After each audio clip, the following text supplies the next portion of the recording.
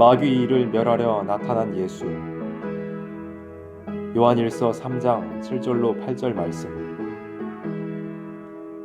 서론. 하나님이 제일 미워하는 것은 마귀의 일이다.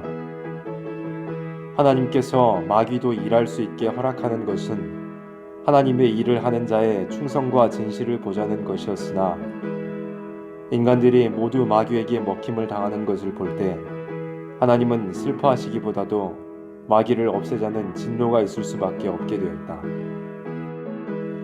이제 마귀의 일은 무엇인가 하는 데 대하여 본문은 가르치고 있다. 첫째, 범죄하도록 미혹하는 것이다. 요한일서 3장 7절로 8절 말씀. 자녀들아, 아무도 너희를 미혹하지 못하게 하라. 의를 행하는 자는 그의 의로우심과 같이 의롭고, 죄를 짓는 자는 마귀에게 속하나니 마귀는 처음부터 범죄함이니라. 하나님의 아들이 나타나신 것은 마귀의 일을 멸하려 하심이니라. 인간이 미혹을 받는 것은 중생받은 자녀를 미혹하려는 마귀에게 미혹을 받는 것이다. 중생받지 않은 마귀의 자녀는 미혹을 할 필요조차 없기 때문이다.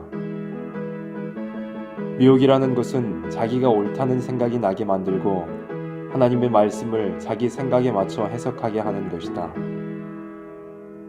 만약 어떤 사람이 믿음이란 문제를 가지고 자기의 주관적인 소욕에 맞춘다면 믿음도 유혹의 믿음이 되는 것이다. 둘째, 의로운 일을 미워하는 일이다. 요한일서 3장 12절 말씀. 가인같이 하지 말라. 저는 악한 자에게 속하여 그 아우를 죽였으니 어찐 연고로 죽였느뇨. 자기의 행위는 악하고 그 아우의 행위는 의로움이니라.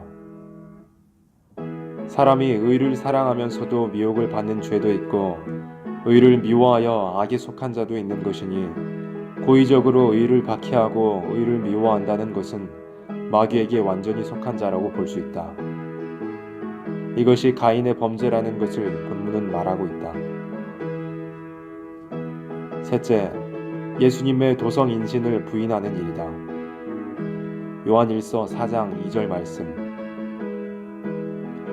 하나님의 영은 이것으로 알지니 곧 예수 그리스도께서 육체로 오신 것을 시인하는 영마다 하나님께 속한 것이요. 마귀는 인간의 지식도 이용하여 역사하는 것이니, 인간의 지혜와 지식으로 하나님의 진리를 대적하는 것이 마귀의 일이다. 이것은 대부분의 인류가 범하는 죄다. 인간이 죄를 취급할 수 없고 정당화시키는 것이니 이것을 가리켜 흑암이라는 것이다. 결론. 하나님의 아들 예수 외에는 마귀를 멸할 자가 인간 중에 전혀 없다. 죄를 짓는 자는 다 마귀에게 속했기 때문이다. 마귀를 없애는 일은 죄악의 권세를 깨트린 속죄의 법을 통해서만 가능하고, 이로써 개인의 문제가 해결되는 것이다. 그러므로 이날까지 주님이 나타나서 행하신 일은 각인의 중심 속에서 역사하는 마귀의 역사를 없애는 것뿐이었다.